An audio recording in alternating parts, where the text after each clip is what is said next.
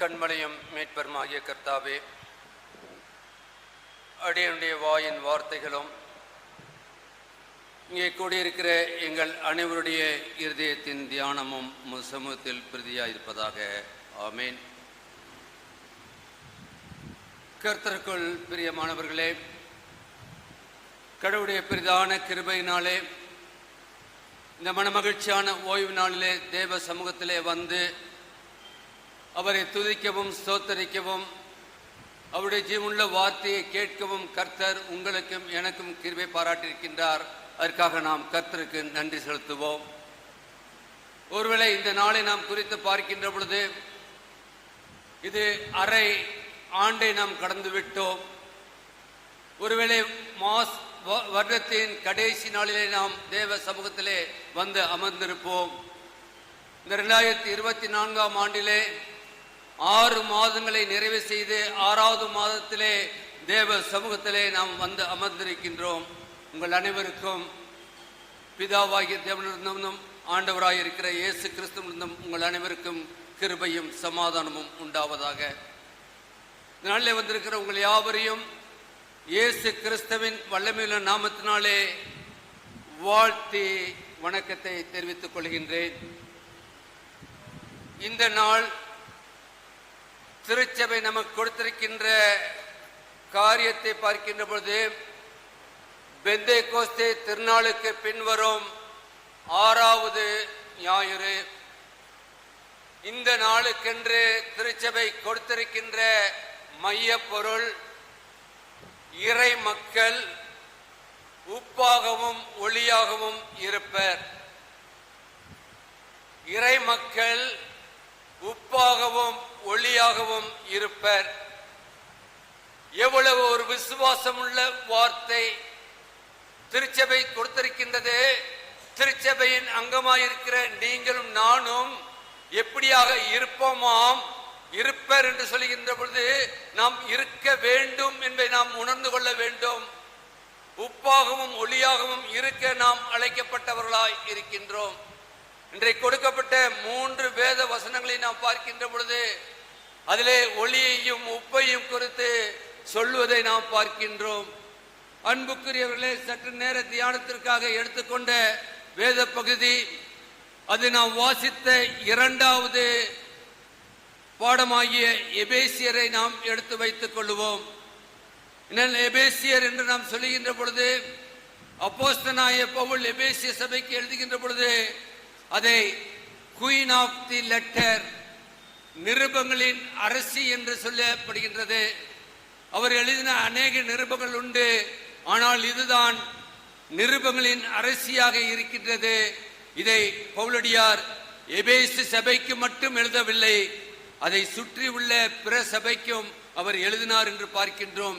எனவே இது ஒரு சர்க்குலர் லெட்டர், இது ஒரு சுற்றறிக்கையாக அவர் எழுதினதாக பார்க்கின்றோம். அன்புக்குரியவர்களே, இதை நாம் யார் பெற்றுக்கொள்ளுகின்றோமோ பெற்றுக்கொள்ளுகிறவர்களும் அந்த சபையின் பெயரை நாம் உச்சரிக்க அழைக்கப்பட்டவர்களாக இருக்கின்றோம். என்றால் இதை பார்க்கின்ற பொழுது இது எல்லாருக்காகவும் எழுதப்பட்டது. ஒருவேளை இன்றைக்கு நாம் அமர்ந்திருக்கின்றோமே, தென்னிந்திய திருச்சபையிலே அங்கமாய் இருக்கின்றோமே, நமக்கும் இந்த வார்த்தை அப்போஸ்தலனாகிய பவுல் மூலமாய் அன்றைக்கு எழுதப்பட்ட வார்த்தை இன்றைக்கு ஆவியினால் மூலமாய் நமக்கு கொடுக்கப்படுகிறதாய் இருக்கின்றது என்பதை நாம் அறிந்து கொள்ள அழைக்கப்படுகின்றோம். இந்த நிருபத்திலே கிறிஸ்துவுக்குள் என்று சொல்லி 35 முறை வருகிறது. ஒரு கிறிஸ்துவனுடைய வாழ்க்கை கிறிஸ்துவுக்குள்ளாக இருக்க வேண்டும். இதை கிறிஸ்து என்று பெயர் வைத்து விட்டால் அல்ல, கிறிஸ்துவுக்குள்ளாக வாழ்கின்ற ஒரு வாழ்க்கை இருக்க வேண்டும் என்று சொல்லி பார்க்கின்றோம். நாம் வாசித்த பகுதியை 2 தலைப்புகளிலே தியானிக்க பரிசுத்த ஆவியானவர் நமக்கு கிருபை செய்வார். 1, அன்புள்ளவர்களாயிருங்கள். 1, அன்புள்ளவர்களாயிருங்கள். 2வது, எச்சரிக்கை உள்ளவர்களாயிருங்கள். 2வது, எச்சரிக்கை உள்ளவர்களாயிருங்கள். அன்பு உள்ளவர்களாய் என்று பார்க்கின்ற பொழுது நாம் வாசித்த 5ஆம் அதிகாரம் 1-2 வசனங்களை பார்க்கின்ற பொழுது, நீங்கள் பிரியமான பிள்ளைகளைப் போல தேவனை பின்பற்றவர்களாகி கிறிஸ்து நமக்காக தம்மை தேவனுக்கு சுகந்த வாசனையாக காணிக்கையாகவும் பலியாகவும் ஒப்பு கொடுத்து நம்மில் அன்பு கூர்ந்தது போல நீங்களும் அன்பிலே நடந்து கொள்ளுங்கள். நீங்களும் அன்பிலே நடந்து கொள்ளுங்கள் என்று சொல்லுகின்ற பொழுது, அன்றைக்கு பவுல் சொன்ன வார்த்தை இன்றைக்கு நீங்கள் நானும் சொல்லுகின்ற பொழுது நமக்குள்ளாக வெளிவருகின்றதா இருக்கின்றது. ஆண்டவர் அன்புள்ளவர் என்பதை நாம் அறிந்திருக்கின்றோம். ஆனால் ஆண்டவர் எதிர்பார்க்கின்றது என்ன? நீங்களும் அன்பிலே நடந்து கொள்ளுங்கள் என்று பார்க்கின்றோம். ஏனால் அவர்தான் நம்மை எல்லா நிலைகளிலும் பாதுகாத்து வருகிறார். அவர்தான் நமக்கு வேண்டிய ஜீவனை கொடுத்து வருகிறார். அவருடைய அன்புக்கு அளவே இல்லை. அவருடைய அன்பு பெரியது என்று நாம் பாடுகின்றோமே. அன்பு, அவருடைய அன்பு எவ்வளவும் குறையாததா இருக்கின்றது. அவருடைய அன்பை பார்க்கின்ற பொழுது, ஒரு தாய் உன்னை தேற்றுவது போல நான் உன்னை தேற்றுவேன். தாயின் அன்பை நாம் அறிந்திருக்கின்றோம். அநேகர் நம்ம எப்படியாக நாம் நம்முடைய குழந்தைகளிடத்திலே, நம்முடைய பிள்ளைகளிடத்திலே அன்பை காட்டுகின்றோம். அவர்கள் அழுவதற்கு முன்பாக அல்லது அவருடைய தேவைகள் என்ன என்பதை அறிந்ததற்கு முன்பாக நாம் ஓடோடி வருகின்றோமே. அப்படினால் நீங்கள் நானும் அவருடைய பிள்ளைகளாய் இருக்கின்ற பொழுது நம்முடைய காரியங்களை அறிந்திருக்கிற கர்த்தர் ஓடி வர காத்திருக்கின்றார். அவர்தான் அன்புள்ளவராய் இருக்கின்றார். அவர் தாயின் அன்பிற்கு மேலாக நம்மிலே அன்பு செலுத்துகின்றவராய் இருக்கின்றார். எனவே நீங்கள் நானும் அன்பு கூற அழைக்கப்படுகின்றோம். அங்க பார்க்கின்ற அன்பிலே நடந்து கொள்ளுங்கள். இதுதான் நமக்கு சொல்லப்படுகின்ற காரியம். யோவானிலே பார்க்கின்ற பொழுது, யோவான் 13ஆம் அதிகாரம் 34, 35 பார்க்கின்ற பொழுது அங்க யோவான் சொல்லுகின்றார், நீங்கள் ஒருவரில் ஒருவர் அன்பாய் இருந்தால் நான் உங்களில் அன்பாய் இருக்கிறது போல நீங்களும் ஒருவரில் ஒருவர் அன்பாய் இருங்கள் என்கிற புதிதான கட்டளையை உங்களுக்கு கொடுக்கிறேன். ஒரு கட்டளையாக கொடுக்கின்றார் ஆண்டவராகிய இயேசு கிறிஸ்து. அன்பை ஏதோ சொல்லிவிட்டு வாழுங்கள் என்று அல்ல, இது ஒரு கட்டளை, ஒரு கமாண்ட். இன்னைக்கு நீங்கள் நானும் 10 கட்டளையிலிருந்து தான் நாம் நினைத்துக் கொண்டிருக்கின்றோம். ஆனால் நாம் ஒவ்வொரு ஆறாலும் சொல்லுகின்றோமே, இஸ்ரவேலே கேள், உன்னிடத்தில் நீ அம்புகிறதோல உன்னை நம்ம என்ன சொல்றோம்? இந்த கற்பின்படி நடக்க எங்களுக்கு கிருபை தாரும். இன்னைக்கு நாம் நடக்க கூடாதபடி இன்னைக்கு எத்தனை காரியங்கள் நம்மை அச்சுறுத்தி கொண்டிருக்கின்றது. நம்முடைய காரியங்களை நாம் அறிந்திருக்கின்ற பொழுது அங்கு பார்க்கின்றோம் 35ஆம் வசனத்திலே 13:35 நீங்கள் ஒருவர் அன்புள்ளவர்களாய் இருந்தால் அதனால் நீங்கள் என்னுடைய சீசர்கள் என்று சொல்லுங்களேன். எல்லாரும் அறிந்து கொள்வார்கள். அப்படின்னா என்ன? அன்பா நாம் இருக்கின்ற பொழுது நம்மை பார்க்கின்ற மக்கள் ஆண்டவருடைய சீசர்கள் என்று நம்மை அறிந்து கொள்ளுவார்கள். நாம் அவருடைய சீசத்துவத்தை பெற்றிருக்கின்றோம். ஆனால் நாம் எப்படி இருக்க வேண்டுமாம்? அன்பிலே நிலைத்திருக்க வேண்டுமாம். அன்பை நாம் குடிக்கின்ற பொழுது அன்புள்ளவர்களாய் நாம் இருப்போம் என்று சொன்னால் அதனால் நீங்கள் என்னுடைய சீசர்களாய் இருப்பீர்கள் என்று சொல்லி பார்க்கின்றோம். இவ்வளவு பெரிய கட்டளையை கொடுத்திருக்கின்றார். இந்த கட்டளை நாம் கேட்டுக்கொண்டே தானே இருக்கின்றோம். ஒவ்வொரு ஆராதனையிலும் கேட்கின்றோமே. நம்முடைய அன்பை நாம் ஒரு விசை தேவ சமூகத்திலே ஆராய்ந்து பார்க்க அழைக்கப்படுகின்றோம். நாம் எப்படியாக அன்பு கொண்டு கொண்டிருக்கின்றோம்? சக விசுவாசிகளோடு நம்முடைய அன்பு எப்படிப்பட்டதா இருக்கின்றது என்பதை நாம் அறிந்து கொள்ள அழைக்கப்படுகின்றோம். அன்பில்லாதவன் ஆண்டவர் எப்பொழுதும் செயல்பட முடியாது. அன்பே அவர் பிரதானமாக இருக்கின்றார். அன்பே பிரதானம் என்று சொல்லி நாம் பாடுகின்றோம். என்ன அன்பு? சகோதர அன்பு. சகோதர சிநேகத்திலே நீங்கள் நினைத்திருங்கள் என்று சொல்லி ஆண்டவர் நம்மை எதிர்பார்க்கின்றவராய் இருக்கின்றார். அது மட்டுமல்ல, லூக்கா 6ஆம் அதிகாரம் 36 பார்க்கிற பொழுது உங்கள் பிதா இரக்கம் உள்ளவராய் இருக்கிறது போல நீங்களும் இரக்கம் உள்ளவர்களாய் இருங்கள். அன்பு இருக்கின்ற பொழுதுதான் அங்கு இரக்கம் வெளிப்படும். ஒரு இடத்துல நாம் அன்பு செலுத்தவில்லை என்று சொன்னால் நாம் யாரிடத்திலும் இரக்கம் செலுத்த முடியாது. இரக்கம் செலுத்தாதபடி இருக்க முடியாது. நம்முடைய ஆண்டவர் இரக்கம் உள்ளவர், மன உருக்கம் உள்ளவர் என்பதை அறிந்திருக்கின்றோம். அப்படினால் அவருடைய பிள்ளைகளாக இருக்கின்ற நீங்கள் நானும் இரக்கம் உள்ளவர்களாக இருக்க அழைக்கப்பட்டவர்களாக இருக்கின்றோம். அன்புக்குரியவர்களே, இன்னும் பார்க்கின்ற பொழுது அப்போஸ்தலனாகிய பேதுரு சொல்கின்றார். 1 பேதுரு 1ஆம் அதிகாரம் 14 முதல் 16 வசனங்களிலே பேதுரு மிக அழகாக அங்கு சொல்கிறார். நீங்கள் முன்னே உங்கள் அறியாமையினாலே கொண்டிருந்த இச்சையின்படி இனி நடவாமல் கீழ்ப்படுகிற பிள்ளைகளாய் இருந்து உங்களை அழைத்தவர் பரிசுத்தராய் இருக்கிறது போல நீங்களும் உங்கள் நடக்கைகள் எல்லாவற்றிலும் பரிசுத்தராயிருங்கள். நான் பரிசுத்தர், ஆகையால் நீங்கள் பரிசுத்தர். நான் பரிசுத்தர், ஆகையால் நீங்கள் பரிசுத்தர். இதான் ஆண்டவர் எதிர்பார்க்கின்ற காரியம். நம்முடைய அன்பு எப்படிப்பட்டதா இருக்க வேண்டுமாம்? பரிசுத்தம் உள்ள அன்பாய் இருக்க வேண்டும். மாயமற்ற அன்பு இன்றைக்கு மக்களிடத்திலே காணப்படுவதா இருக்கின்றது. உள்ளொன்றும் புறமொன்றும் பேசுகின்ற, அன்பு செலுத்துகின்ற மக்கள் மத்தியிலே நாம் வாழ்ந்து கொண்டிருக்கின்றோம். ஆனால் ஆண்டவர் பரிசுத்தம் உள்ள தேவனை ஆராதிக்கின்ற பொழுது நம்முடைய உள்ளத்திலே பரிசுத்தம் இருக்கும் என்று சொன்னால் நம்முடைய அன்பு பரிசுத்தம் உள்ளதா இருக்கும். என்னால் நம்முடைய பரிசுத்தத்தை நாம் அளந்து பார்க்க அழைக்கப்பட்டவர்களாக இருக்கின்றோம். 1 தெசலோனிக்கேயர் 4:9 சொல்கின்ற பொழுது அங்கு சொல்லப்படுகின்றது, நீங்கள் ஒருவர் இருக்கும்படி தேவனால் போதிக்கப்பட்டிருக்கிறீர்கள். நீங்கள் ஒருவரில் ஒருவர் அன்பாய் இருக்கும்படி யாரால்? தேவனால் போதிக்கப்பட்டிருக்கின்றோம். அன்பு உள்ளவர்களாய் இருங்கள் என்று சொல்கின்ற கர்த்தர் இன்றைக்கு அப்போஸ்தலனாகிய பவுல் சொல்வது மட்டுமல்ல, நீங்கள் ஆராதிக்கின்ற தேவன் நேற்றும் இன்றும் என்றும் மாறாத தேவன், ஜீவிக்கின்ற தேவன், இன்றைக்கும் உயிரோடு இருந்து நம்மை உயிர்ப்பிக்க வல்லமையுள்ள தேவனாய் இருக்கின்றார். அப்படி என்றால் அவர் எதிர்பார்ப்பது நீங்கள் ஒருவரில் ஒருவர் அன்பாய் இருக்கும்படி தேவனால் போதிக்கப்பட்டிருக்கிறீர்களே. போதிக்கப்பட்டிருக்கிறீர்களே தெரியாது சொல்ல முடியாது. கிறிஸ்துவை ஏற்றுக்கொண்ட யாரும் ஆண்டவர் அன்பு செலுத்தும்படி சொல்லலன்னு சொல்ல முடியாது.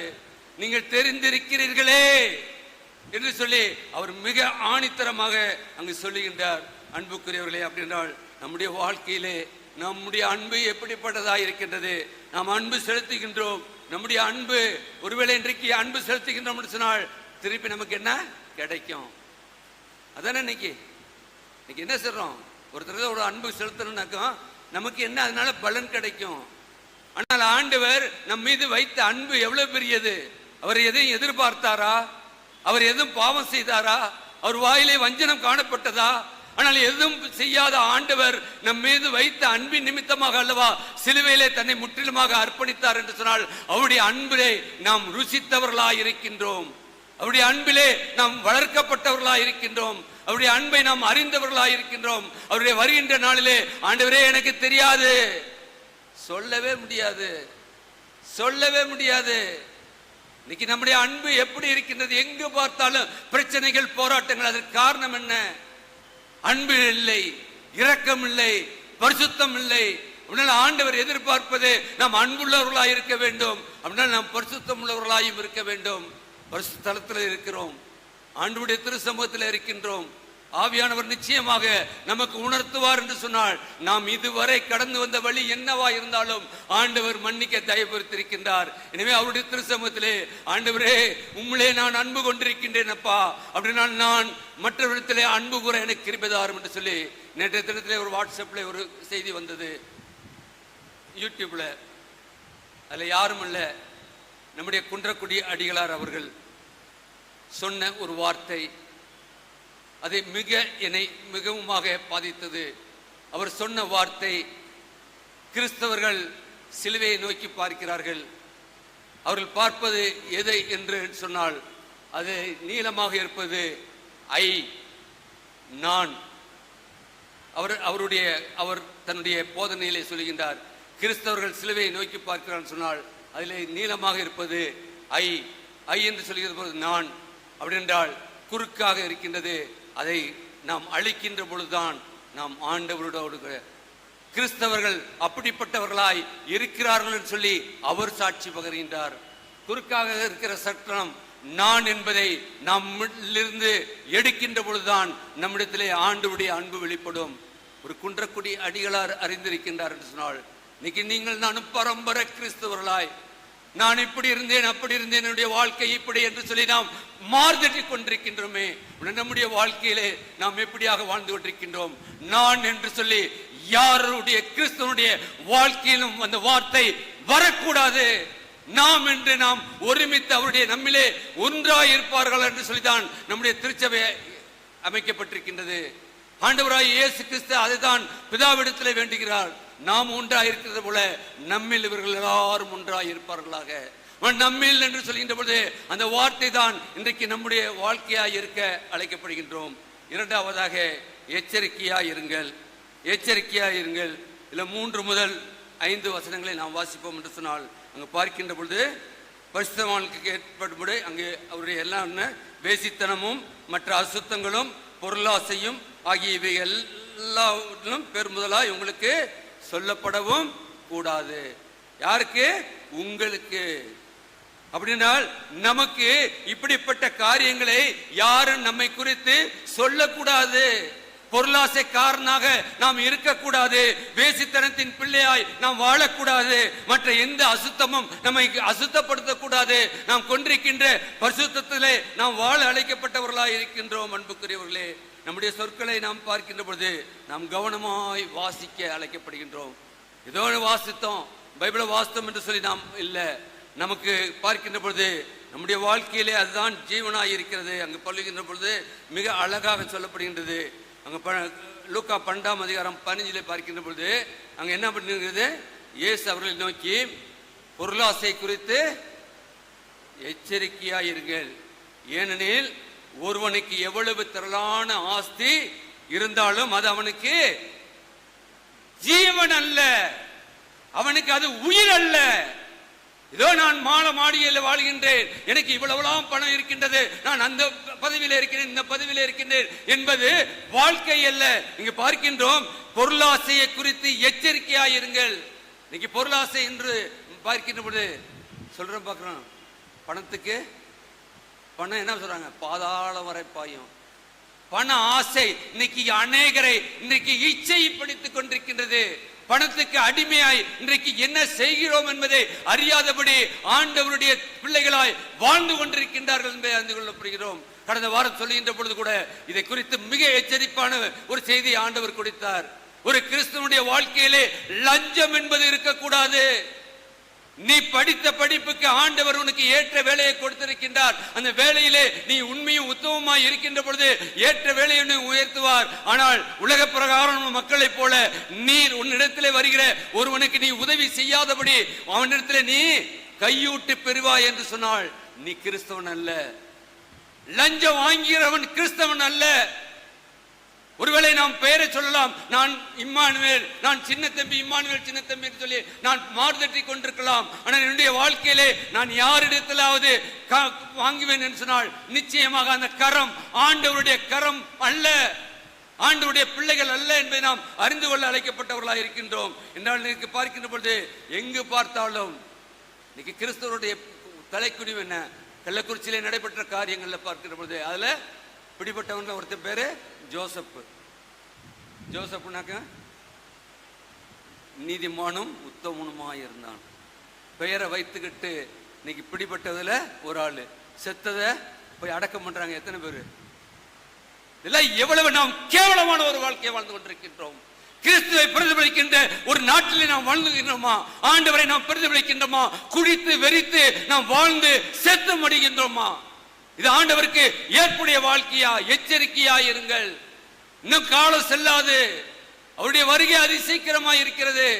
இன்றைக்கு நடக்கின்ற காரியம் ஒருவேளை கள்ளக்குறிச்சியிலே நடந்து விட்டது என்று சொல்லி நாம் இல்ல, நம்முடைய வாழ்க்கையிலே நம்முடைய குடும்பங்களிலே குடி இருக்கும் என்று சொன்னால் அந்த குடியை விட்டு விட இந்த நாளிலே அழைக்கப்பட்டவர்களாக இருக்கின்றோம். அது ஒரு பரிசுத்தம் உள்ள, ஏன்னால் நீங்களே தேவனுடைய ஆலயமாய் இருக்கின்றீர்கள்.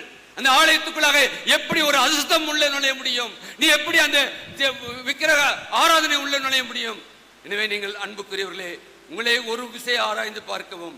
ஏன்னா ஆண்டவர் மிகவும் சொல்லுகின்ற வார்த்தை அது மட்டுமல்ல, 4ஆம் வசனத்தில் சொல்லுகிறது, அப்படியும் வம்பும் புத்தியினமான பேச்சும் பரியாசமும் தகாதவைகள் என்ன செய்தது? ஸ்தோத்திரம் செலுத்துதலே தகம். ஸ்தோத்திரம் ஸ்தோத்திரம் ஸ்தோத்திரம் ஸ்தோத்திரம், அப்பா ஸ்தோத்திரம், அப்பா ஸ்தோத்திரம் ஸ்தோத்திரம். சொல்ல சொன்னா 1000 தடவை சொல்லுவோம். ஒரு தடவை சொல்லுங்க ஸ்தோத்திரம் சொன்னா 1000 தடவை சொல்லுவோம். ஆனால் எப்படி சொல்ல வேண்டுமாம்? நம்முடைய வாயிலே வம்பும் புத்தியினமும் பரியாசமும் தகாத வார்த்தையும் இருக்கின்ற பொழுதுதான் நாம் சொல்ல முடியும் என்று சொல்லி வேதவசனம் நமக்கு சொல்கின்றது. அன்புகளே, இவை அப்படிப்பட்ட ஒரு வாழ்க்கை நம்மிடத்தில் இருக்கும் சொன்னால் அதை அழித்து போட இந்த நாளிலே ஆண்டவர் அழைத்திருக்கின்றார். இன்னைக்கு அநேகருக்கு கிடைக்காத சிலாக்கியம் நமக்கு கிடைத்திருக்கின்ற சொன்னால், இப்படிப்பட்ட காரியம் நம்மிடத்தில் இருக்குன்னு சொன்னால் நாம் அழித்து போட அழைக்கப்பட்டவர்களாக இருக்கின்றோம். கொலோசியர் 3ஆம் அதிகாரம் 5, 6, 7 வசனங்களை பார்க்கின்ற பொழுது அதிலே பார்க்கின்றோம். அதிலே சொல்கின்ற பொழுதும் விபச்சாரம், மதுஸ்தம், மோகம், துருச்சை, விக்கிரக ஆராதனை, பொருளாசை ஆகிய அவயவங்களை அழித்து போடுங்கள். 6ஆம் வசனம் சொல்வது, இவைகளின் பொருட்டே கீழ்ப்படியாமையின் பிள்ளைகள் மேல் என்ன வருமா? தேவ கோபாக்கினை வரும். மனுஷனே கோபப்பட்டா நம்ம எவ்வளவுக்கு துள்றோம். ஒரு மனுஷன் நம்மளுக்கிட்ட வந்து ஒரு கோபப்பட்டுட்டானா நம்ம எவ்வளவாய் அங்கலாய்க்கின்றோம். ஆனால் தேவ கோபாக்கினை என்று சொல்லுகின்ற போது தேவன் கோபப்படுவார் என்று சொன்னால் நீங்கள் நானும் அவருடைய சமூகத்திலே நிற்பதற்கு எந்த விதத்திலும் அருகதையற்றவர்களாய் இருக்கின்றோம். அது மட்டுமல்ல, 7ஆம் வசனம் சொல்கிறது, நீங்களும் முற்காலத்தில் அவர்களுக்குள்ளே சந்தித்த போது அவைகளை செய்து கொண்டு வந்தீர்கள். முற்காலத்திலே அப்படின்னா நமக்கு என்ன? ஆண்டவரை அறிந்து ஆண்டவருக்குள்ளாக ரட்சிக்கப்படாத ஒரு வாழ்க்கை உண்டு. ஆண்டவருக்குள்ளாக வந்து ரட்சிக்கப்பட்டதுக்கு பிற்பாடு நம்முடைய வாழ்க்கை ஒன்று உண்டு. அப்படின்னா அந்த வாழ்க்கையை நாம் வேறுபடுத்தி காட்டுகின்ற ஒரு வாழ்க்கை வாழ வேண்டும். நம்மை குறித்து பார்க்கின்ற மக்கள் இவர்கள் இந்த எல்லாவற்றையும் இவர்களுக்குள்ளாக இருந்த எல்லாவற்றையும் அழித்து போட்டு விட்டார்கள் சொல்லி நம்மை குறித்து அவர்கள் சாட்சி பகர்கின்றவர்களாய் இருக்க அழைக்கப்பட்டவர்களாய் இருக்கின்றோம். அன்புக்குரியவர்களே, இன்னும் பார்க்கின்ற பொழுது அங்கு இன்னும் தீத்துவிலே பார்க்கின்றோம். தீத்து 3ஆம் அதிகாரம் 9ஆம் வசனத்திலே பார்க்கின்ற பொழுது அங்கு சொல்லப்படுகின்றது, வாக்குவாதங்களுக்கு விட்டு விலகுங்க. வாக்குவாதங்களுக்கு விட்டு எடுத்து வாசிக்கலாம். புத்தியீனமான தர்க்கங்களையும் வம்ச வரலாறுகளையும் சண்டைகளையும் நியாயப்பிரமாணத்தை குறித்து உண்டாயிருக்கிற வாக்குவாதங்களையும் விட்டு விலகு. அவைகள் அப்பிரயோஜனமும் வீணமாய் இருக்கும். அது ஒன்றும் பிரயோஜனம் இல்லை. நீ இதெல்லாம் விட்டு விலகாதபடி நான் கிறிஸ்தவன் என்று சொல்லி ஒவ்வொரு ஞாயிற்றுக்களையும் நீ ஆலயத்துக்கு வருவேன் என்று சொன்னால் அது வாழ்க்கை அல்ல. ஒருவேளை அது வெளிப்புறமான ஒரு வாழ்க்கை. ஆனால் ஆண்டவர் எதிர்பார்க்கின்ற வாழ்க்கை என்ன நினைக்கின்றது? ஆண்டவர் நம்மை இன்னைக்கு என்ன சொல்லியிருக்காரு? உப்பாகவும் ஒளியாகவும். இதற்கெல்லாம் நாம் என்ன செய்ய வேண்டுமா? நாம் அழித்து போட வேண்டும் என்று சொல்லி எதிர்பார்க்கின்றோம். வாக்குவாதங்களை விட்டு விட வேண்டும் என்று எதிர்பார்க்கின்றார் ஆண்டவர். தேவனை பற்றும் அறிவு நமக்கு வேண்டும். ரோமர் 1ஆம் அதிகாரம் 28ஆம் வசனத்திலே பார்க்கின்ற பொழுது, தேவனை பற்றும் அறிவை அறிய மனதில்லை. தேவனை அறியும் அறிவை பற்றி கொண்டிருக்க அவர்களுக்கு மனதில்லாதபடியால் தகாதவர்களை செய்யும்படி தேவன் அவர்களுக்கு கேடான சிந்தனைக்கு அவர்களை ஒப்பு கொடுத்தார். அவனால் என்ன பண்றாரு? ஆண்டவரே பார்க்கிறாரு பார்க்கிறாரு பார்க்கிறாரு. திருந்துவான் மாறுவான் மன்னிப்போம் மன்னிச்சுக்கிட்டே இருக்காரு. ஆனால் ஆண்டவர் சொல்லுகின்றார், அவன் கேடான சிந்தனைக்கு அவர் ஒப்பு கொடுப்பார். எதனால? தேவனை அறியும் அறிவை பற்றி கொண்டிருக்க அவனுக்கு மனதில்லை. இல்லை, நம்முடைய மனம்தான் சொல்லுவாங்கல்ல, இருதயமோ மகா கேடுள்ளதும். நம்முடைய இருதயத்தின் சிந்தனைகள் கேடுதலா இருக்கும் என்று சொன்னால் ஆண்டவர் நம்முடைய இருதயத்திலே வாசம் பண்ண முடியாது. அப்படினால ஆண்டவர் அதை ஒப்பு கொடுப்பார் என்று சொல்லி பார்க்கின்றோம். அந்த ஒப்பு கொடுப்பார் என்று சொன்னால் நம்முடைய வாழ்க்கை எவ்வளவு மோசமாய் இருக்கும். அன்புக்குரியவர்களே, சற்று சிந்தித்து பாருங்கள். ஆண்டவர் நமக்கு நல்ல காரியங்களை கொடுத்திருக்கின்றார். மத்தேயு 12ஆம் அதிகாரம் 35 நல்ல மனுஷன் இருதயமாகிய நல்ல பொக்கிஷத்திலிருந்து நல்லவைகளை எடுத்து காட்டுகின்றான். பொல்லாத மனுஷன் பொல்லாத பொக்கிஷத்தை பொல்லாதவைகளை எடுத்து காட்டுகிறான். நீங்கள் நானும் காட்டுகின்ற செயல், பேசுகின்ற பேச்சு, நடக்கின்ற நடையே நம்மை காட்டி கொடுத்து விடும். வேணா நம்ம போடலாம். ஆனால் ஆண்டவர் எதிர்பார்க்கின்ற காரியம் இன்றைக்கு ஆண்டவர் விட்டு வைத்திருக்கின்றார். இன்றைக்கு அநேகரை எச்சரித்துக் கொண்டிருக்கின்றார். எச்சரிப்பின் செய்திகள் இன்றைக்கு ஆண்டவர் கொடுத்து கொண்டே இருக்கின்றார். இந்த எச்சரிப்பின் செய்திக்கு நீங்கள் நானும் எப்பொழுதும் உடன்பட்டவர்களாக இருக்க வேண்டும். ஆண்டவரே, நீர் என்னை எச்சரிக்கிறீரப்பா, அதற்கு நான் என்னை முற்றிலும் அர்ப்பணிக்கின்றேன். இதை குறித்து நான் பார்க்கின்ற பொழுது கடந்த நாட்களில் ஒரு தேவ மனிதர் ஒரு கதையை சொன்னார். கதை எனக்கு எல்லாத்துக்கும் பிடிக்கல. கதை கேட்பீங்கல்ல, கதை பிடிக்கல. ஒன்றும் இல்லை, ஒரு நல்ல பலாக்கிரமான ஒரு யானை வந்துச்சான். வந்துக்கிட்டு இருக்கும்போது எதிர்த்தாப்புல ஒரு பன்னி வந்திருக்கு. பன்னி எங்கே இருந்துன்னா நல்லா சேத்துல மூழ்கிட்டு அந்த பன்னி எந்திரிச்சு வந்திருக்கு. இந்த யானை என்ன பண்ணிருக்கு? அதை உடம்பு பார்த்துருக்கு. பன்னி குட்டி சேத்துல இருந்து வருது. உடனே யானை என்ன பண்ணுச்சு?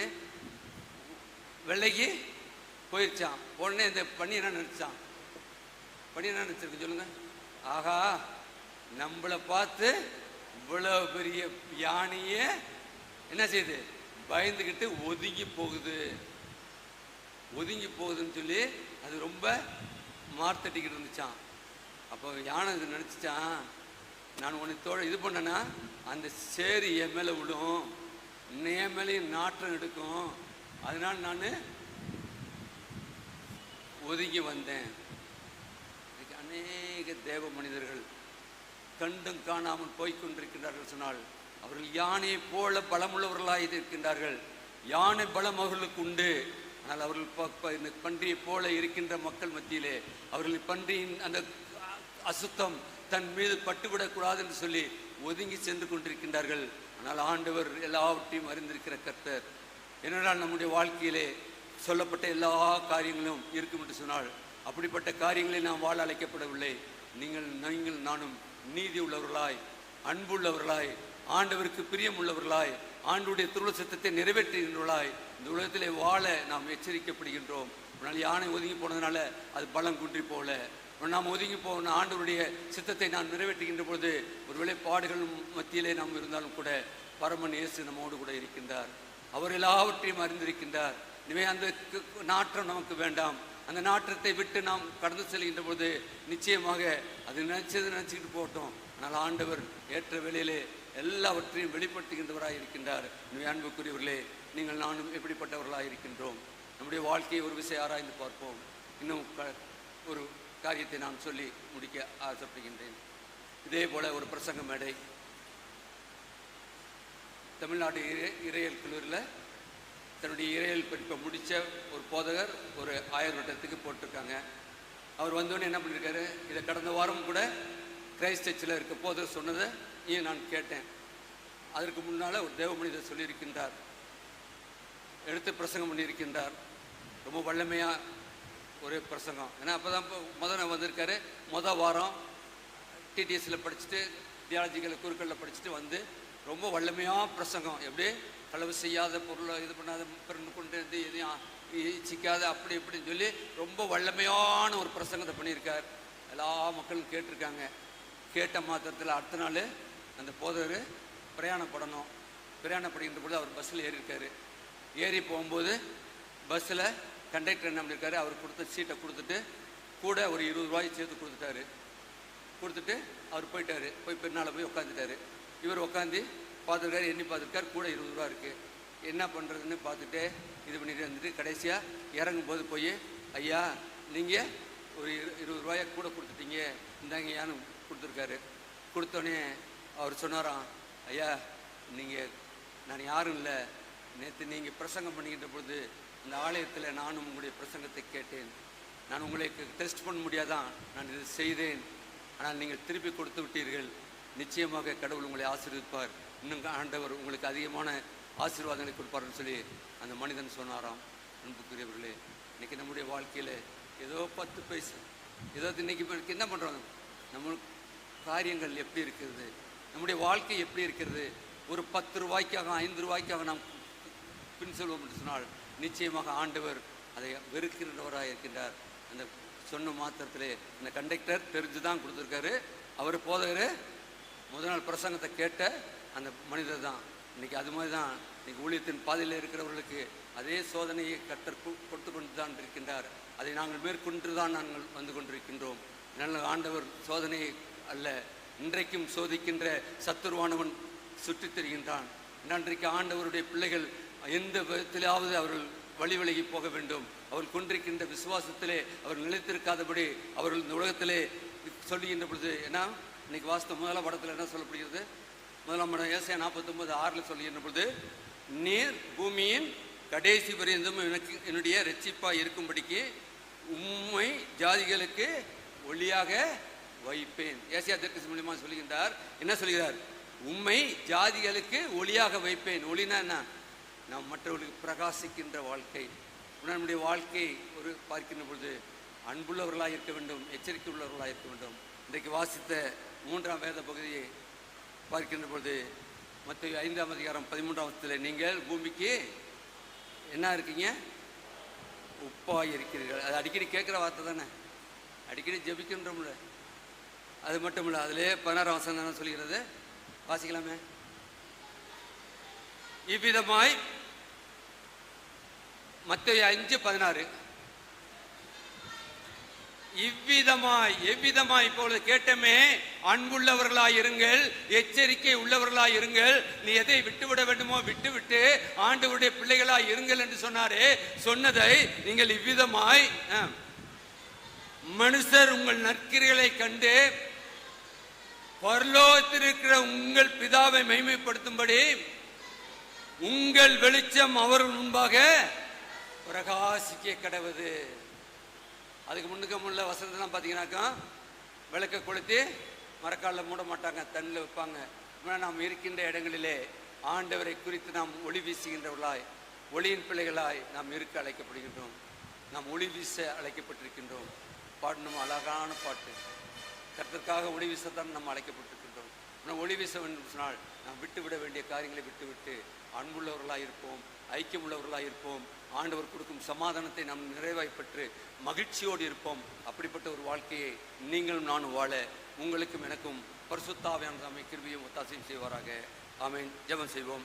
மகா கிருபையும் இரக்கமுள்ள கர்த்தாவே, அப்போஸ்தலனாகிய பவுல் மூலமாய் அன்றைக்கு எபேசிய சபைக்கு சொன்ன அதே வார்த்தையை இன்றைக்கு ஆவியானவர் மூலமாய் கர்த்தாவே நீர் எங்களுக்கு கொடுத்திருக்கிறீரப்பா. கர்த்தாவே, நாங்கள் அதை கேட்டிருக்கின்றோம். எங்களுடைய கர்த்தாவே அன்புள்ள வாழ்க்கையை நாங்கள் ஒரு விஷயம் ஆராய்ந்து பார்க்கவும், கர்த்தாவே எங்களுடைய அன்பு எப்படிப்பட்டதா இருக்கிறது என்பதை நாங்கள் ஒரு விஷயம் ஆராய்ந்து பார்த்து, ஒருவேளை கர்த்தாவே நாங்கள் அன்பிலே குறைவுள்ளவர்களாக இருக்கும் என்று சொன்னால் கர்த்தாவே உடைய பாதப்படியிலே எங்களை அர்ப்பணித்து கர்த்தாவே நாங்கள் அன்புள்ளவர்களாக இந்த உலகத்திலே வாழ கிருபையாக ஜெபிக்கிறோப்பா. எச்சரிக்கை உள்ளவர்களாக இருங்கள் என்று சொல்லி இருக்கிறீர்.